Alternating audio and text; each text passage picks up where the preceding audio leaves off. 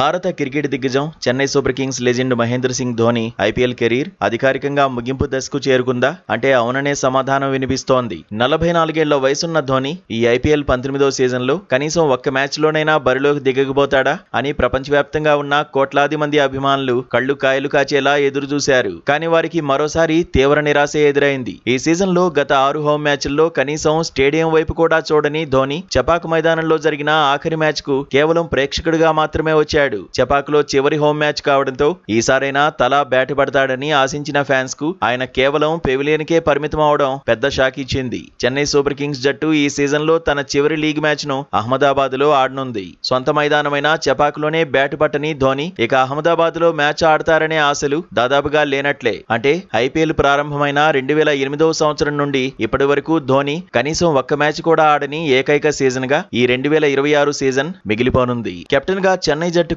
Record స్థాయిలో 5 IPL ట్రోఫీలను అందించిన ఈ రారాజు ఇక త్వరలోనే అధికారికంగా ఐపీఎల్ కు కూడా గుడ్ బై చెప్తూ రిటైర్మెంట్ ప్రకటన చేయడమే మిగిలిందని క్రికెట్ విశ్లేషకులు భావిస్తున్నారు. ఈ పరిణామాలు ధోని ఆర్మీని తీవ్ర కలవరానికి గురిచేస్తున్నాయి.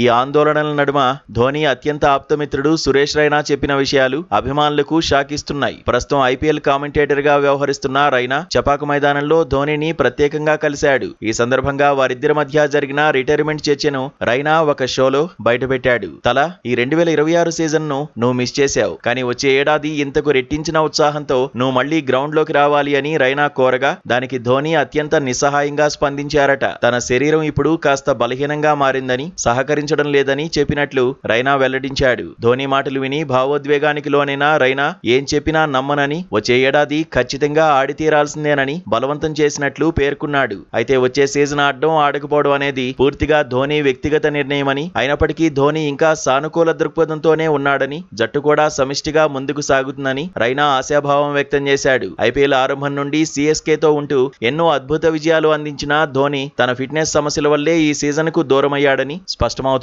ఇక మున్ముందు కూడా ఆడేది కష్టమే అంటూ విశ్లేషకులు చెబుతున్నారు.